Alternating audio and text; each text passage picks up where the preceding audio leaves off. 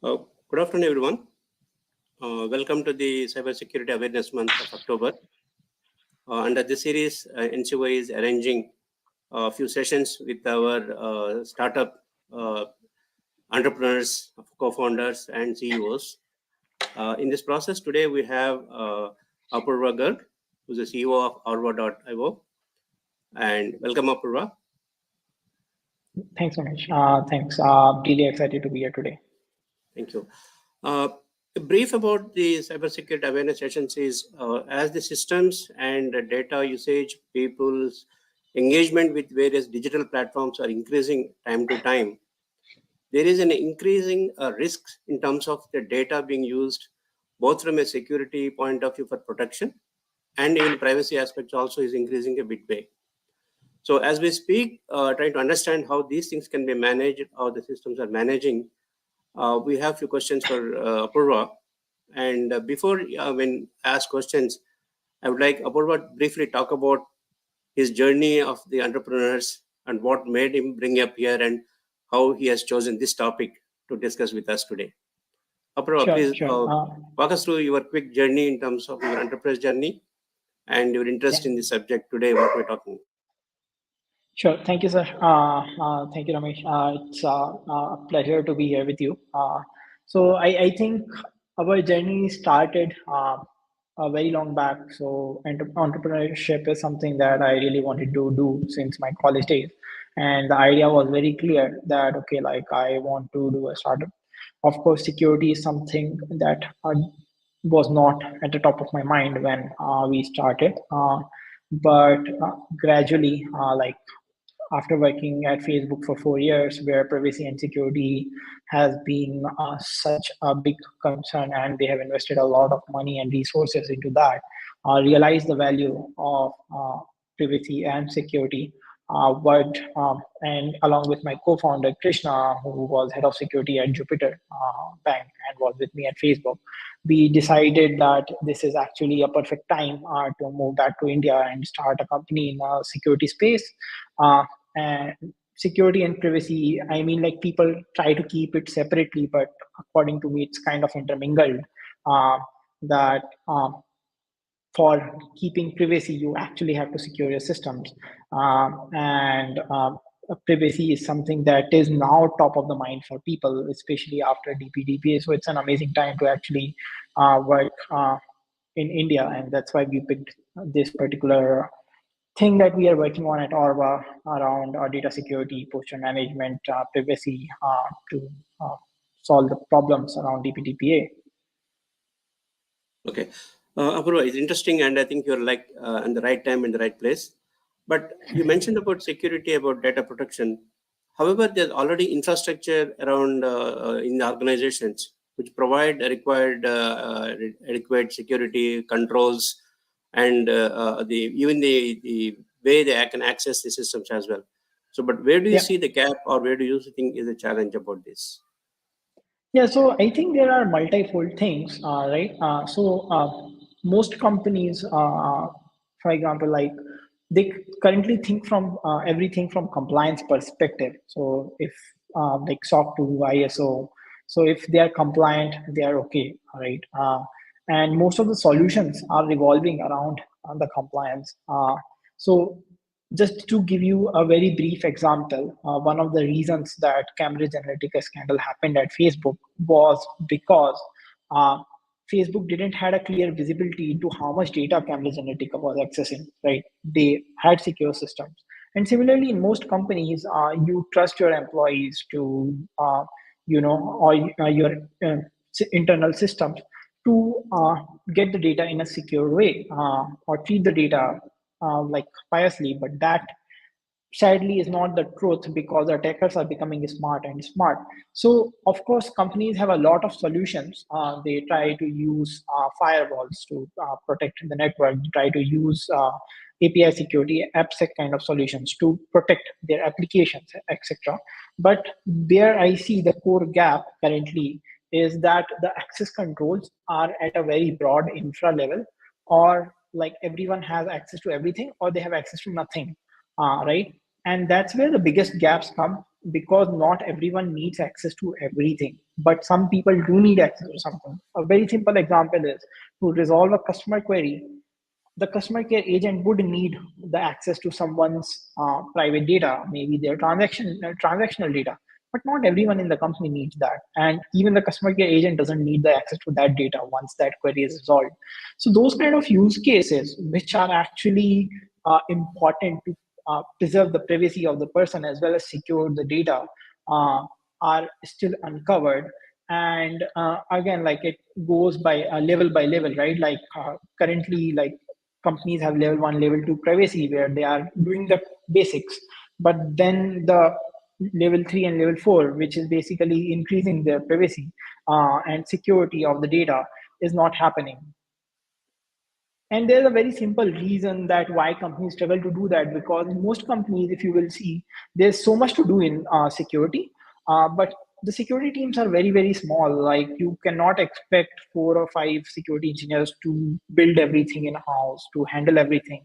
And there are so many tools out there, like you can't expect them to manage everything on their own.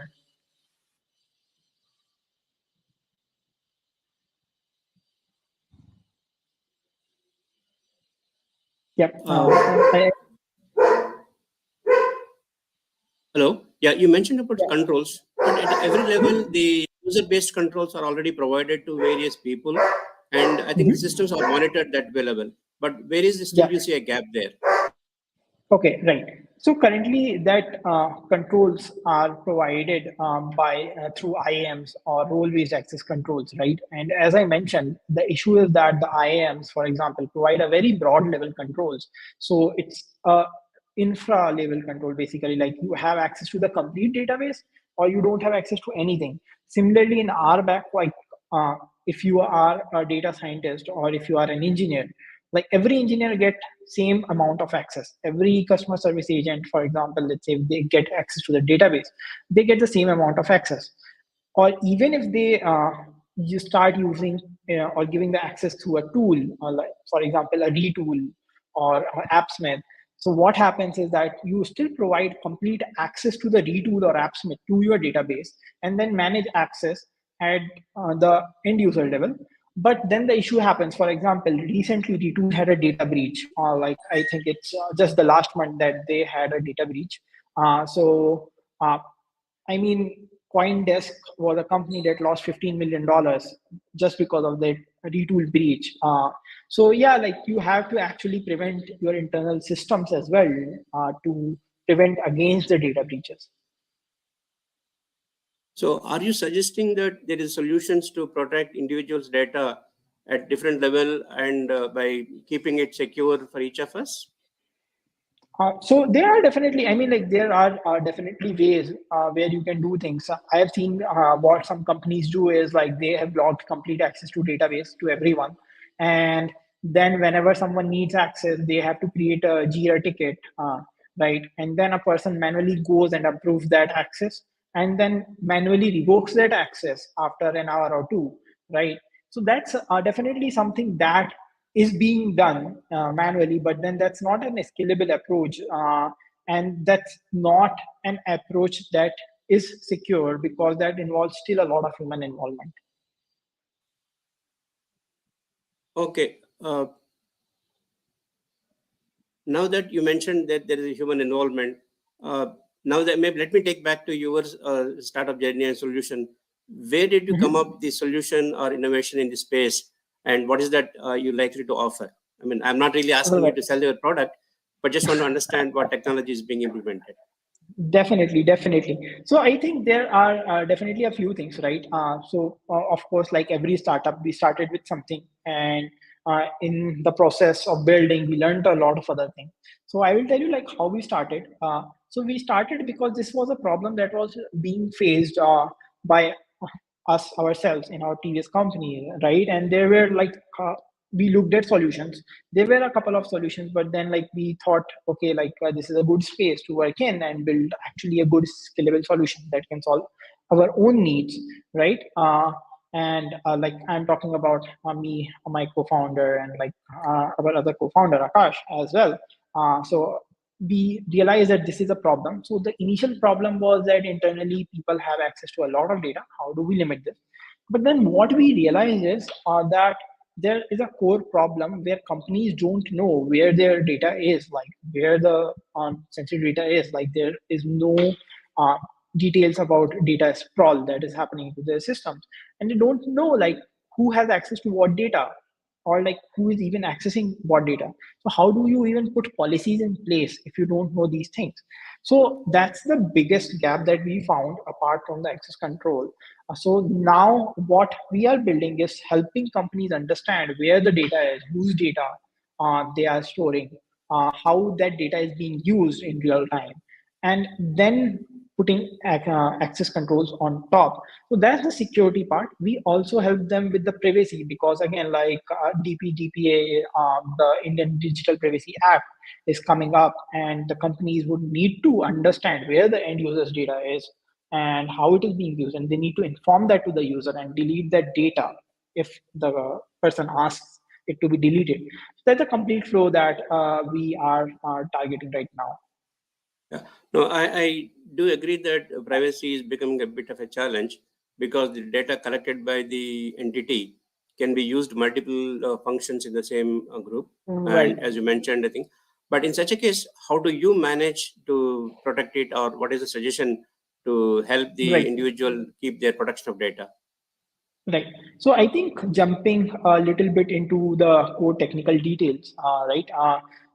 Not talking about the solution right now, like how are we solving it, but like the biggest challenges that companies faces right now is that there are a lot of data security tools that they have to use, and most of the solutions currently are agent based solutions. So you have to install an agent in your database or like in your application along with your application pods, etc. Right. And the issue is that those agents take a lot of computational space, right, as well as take memory. And once those agents, number of agents start bloating for every different solutions, it becomes even harder to manage your applications, right? So that's where we came up with this eBPF based technology, right? Which is just a kernel level module. So it doesn't impact your computational costs, or it doesn't take much memory. It has zero latency. So this eBPF is a very new tech that was started mainly for observability initially, or performance, and we are using it for security, specifically for the database security. Yeah, but there are already solutions to kind of implement this, right? Like people have encryptions or pseudonymization or something else is it Right. in the privacy space. But Mhm. where is that your suggested solution is likely to happen? And second, how as an individual, myself personally, be assured that the data what I'm giving for a transaction is secure and safe? Okay, right. So to answer that, currently encryption happens at rest. So companies try to store sensitive data in encrypted format, but that data still needs to be used, right? Even to perform a transaction, even to perform a UPI transaction, for example, you like the API or the service that is calling or that is basically facilitating this would need those data in unencrypted format so that it can use it, right? And that's the biggest challenge, that okay, like you can encrypt the data at rest, but what if someone actually needs that data, or what if an application actually needs that data, right? So that's where we come in, that okay, like we make sure that data is still encrypted, and if someone needs access to that data, then we provide access to unencrypted data. Secondly, what happens is that in a lot of cases there's a lot of data in a like data table or a database, right? Or in fact, any file format for that matter. Not everyone needs to have access to everything, right? So what we provide is redaction on the go. So what you can do is, for example, it's Ramesh Kota, and like we will make sure that your name is completely redacted, and someone will just see your details, like for example, transaction ID and nothing else. So that's what we are doing differently. That you might have encryption, and encryption is the core piece. That's what I mentioned earlier. That there are level 1 and level 2. So encryption probably falls under level 2 that okay, like now you need to encrypt the data and keep it safely, but the data still needs to be used, and that's where we come in, that in real time we perform these actions, we control who can access what, we help you provide that okay, who is accessing that data, and even in fact tells you that okay, like here is the data, like you can perform the user deletion, or like you can inform the end user that your data is safe, your data is here, this is how it is used. And that's how we will come into the picture, that we will help companies assure you as the end user that okay, like these are the 5 different services that are using your data, this is how your data is being used, and this is what data has been stored by us. Okay. Now this brings an interesting question to me. Is now that sometimes the marketing team required to do either targeted advertisements or maybe kind of surrogate advertisements for things. So that means that can't they use this data anymore? So exactly. So earlier, either they will have access to everything or nothing, right?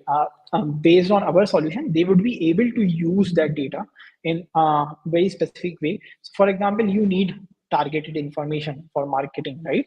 But why do you need someone's name, like while deciding that target market? You just need some demographics or maybe just summarized version of the data. So that we will provide, and we will like redact or protect the sensitive information of the end user, so that the marketing team still knows that okay, like people between age 50 to 60 living in Bangalore are more likely to buy this product, but they don't exactly know that okay, like Ramesh is likely to buy this product. And I think that's what we are trying to protect here, right? Like that's what privacy means, that okay, like the data should still be usable, because otherwise we will go 10 years back, uh, right? Like we have made all the progress using this data, like AI has grown so much, LLMs have came in, and in fact, like talking about the LLM, that's one of another problem that companies are facing, that a lot of people, or like a lot of sensitive data is being sent to chat gpt, for example, like how do you control this? So like that's why the data security solutions are required, and that's why people need to know how their data is being used. Yeah. Now that you talked about the data being rest or motion being kind of taken it, now going back to little down, this being a cyber security awareness month, what is that end users should really take care of it from their side when they are giving information or using the apps or they've asked to do that? Right, right. So I think there is too much data that companies are collecting that they don't even need, right? Like there's a lot of dead data, like that is not being used anywhere. Uh, they just take a lot of permissions from the end user, and end user being naive, like they just give too many permissions, and everything is being stored, right? Like people's messages, people's location. Most companies don't even need that data, right? So for one, that is something that end user should be aware about. Second is definitely social engineering. With the advent of AI, social engineering is becoming easier and easier for the attacker. They are becoming smarter because of that. And now it's our responsibility to protect us, all right? And in fact, if you will see the list of like last 50 data breaches, almost 60 to 70% of them happened just because an internal employee was socially engineered and they had access to a lot of data, and then the data was leaked. So, and those have been use cases like in India, globally, everywhere. Like companies like Retool, they are like multi-billion-dollar companies. They're core tech companies. Their data is still getting leaked, and the simple reason is you can't prevent for human failure. So, I think for the end user, the only important thing is to make sure that they limit the things that a company collects from them, and secondly they make sure that social engineering attacks, or like to prevent themselves against social engineering attacks. Yeah. Now, this privacy term, when you discussed and an individual thing, one thing comes to mind and which definitely requires the consent management. So, how Right. does this work, and then where do you see this fitting into the whole ecosystem of cybersecurity and privacy? Right. So I think like consent management is something that is still not very clear from legal perspective. So, for example, GDPR, CCPA, consent management is something that companies have to provide to the user, right? Like mostly via third parties, where users can opt out of data being collected, right? Or can ask the company to delete their data. Whereas in an Indian context, again, it can be like DEPA, right? Like where users can appoint a third party, or it can be like CCPA or GDPR, where a third party, basically a company can appoint a third party and they handle everything. So where do we see ourselves is that, okay, like we can take the consent from the end user, basically, and then ask the company to delete the data of the user. We help the company do all those things, basically. So again, the biggest challenge is companies don't even know like where Ramesh data is within their ecosystem, because it can be at 20 different places, right? And it might not being used. It might be being used by different applications, different people within the company. So how do you make sure that your data is actually deleted? We provide you that guarantee that, okay, like that, this is where the data is and we are deleting this data. Okay, but there are various audit systems also available to monitor these transactions, right? Uh, but and in during this monetization, there is definitely way to control or maybe assess these operations. How does that work, or maybe where do you see maybe your solution likely to fit in? So those audit solutions basically are definitely there, and you get like if you actually try to monitor everything, you get bunch of audit logs for a lot of different things. Audit logs for granular access are still not available. That's one of the major things that is a key gap, right? Like for example, if you use a cloud provider like AWS, you can still get audit logs where a DB user, which is an entity that is being used by multiple people or systems, right? What they have access is something that you can get, but not like basically those audit logs contain, okay, this is the query being run. You won't still know that if Ramesh data was being accessed or where Ramesh data was being accessed, right? And that's definitely one. And then second thing is that, okay, there are so many audit logs. There are like billions and trillions of rows of audit logs. No one even manually can review it, right? Like it's just for checklist, as I mentioned earlier. Like companies want compliances, that's it. Because humanly, it's not possible to review those many audit logs. That's where machine learning and AI kind of technologies comes in, where like those audit logs are reviewed automatically, and that's what we help you do. Okay, great. I think we did a lot of technical discussions and these things. In the interest and being cybersecurity awareness, one of the interest NCOE is also to build a lot of the incubations and set it up. I know Yeah. you are part of one of those things. What advice you have for some of the potential cyberpreneurs to take it up, and what's your lessons for them?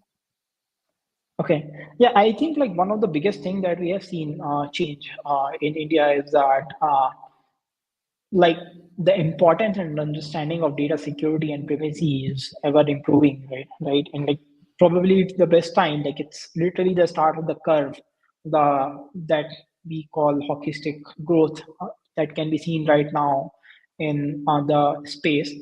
And specifically with the support that NCOE and DSCI provides, right? Like they have connect with everyone, they have a lot of great infrastructure.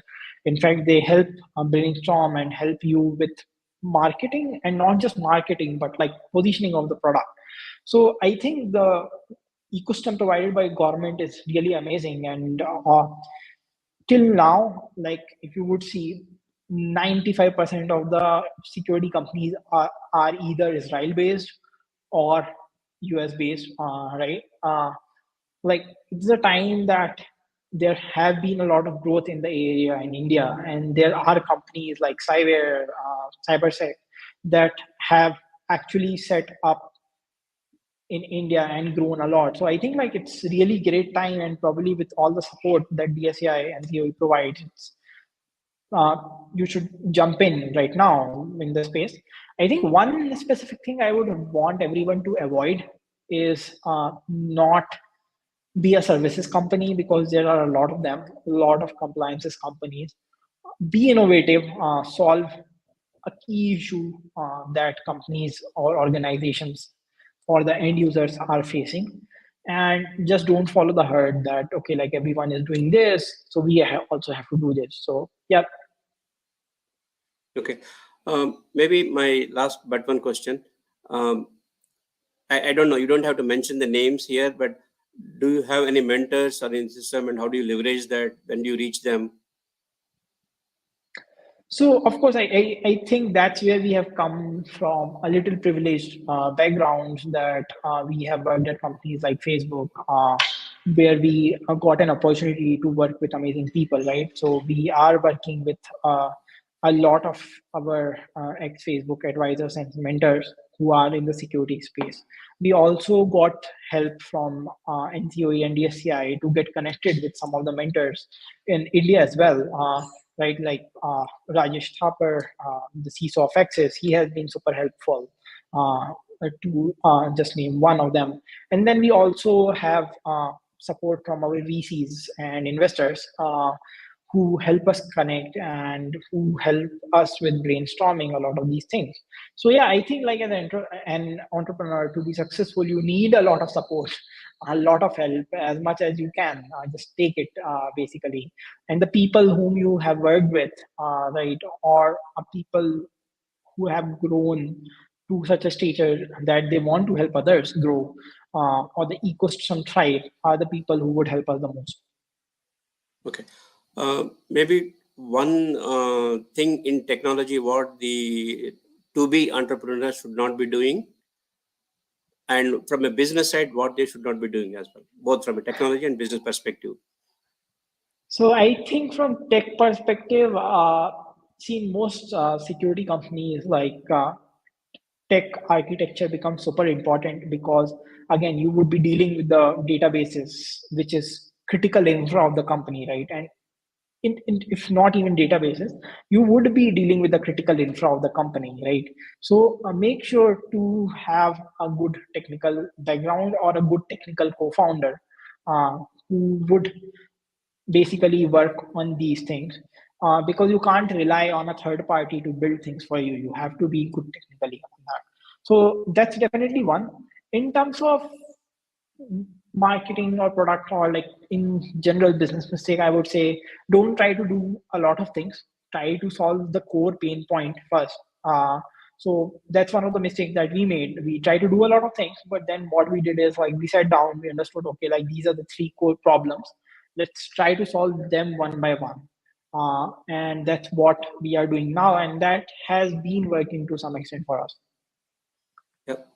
Apurva, thanks for sharing your insights in journey. And I know this being a Cybersecurity Awareness Month of October, I tried to cover your journey as well as the product and solutions and what the industry is kind of going through. And again, thanks for your insights in terms of your entrepreneurial journey, how you've been leveraging the environments and the mentor system to go ahead. Because as the digitalization is going up, and I think there's a lot of challenges coming up, and yeah, people adopting right solutions and being aware on various aspects of providing and controlling their data is more critical in this space. So uh, it's good to see things coming up, young people like you doing products, and thanks for sharing it up. And hopefully people who are interested can reach out to you and then take a couple of tips to start their own career or journey Definitely, and definitely. be successful. Thank you for Always joining to today. help. And Yeah, thanks, Ramesh. And I think one last call out, probably, that I think DSCI and NCOE has been working on this for a very, very long time, and it has been like their effort as well to make the ecosystem sustain and thrive right now. So definitely, for anyone who is interested, feel free to reach out, whether it is regarding like what we are doing, or it is regarding like if you want to start up on something. So we'll be super happy to support the ecosystem in any way I can. thank you, Apurva. Okay.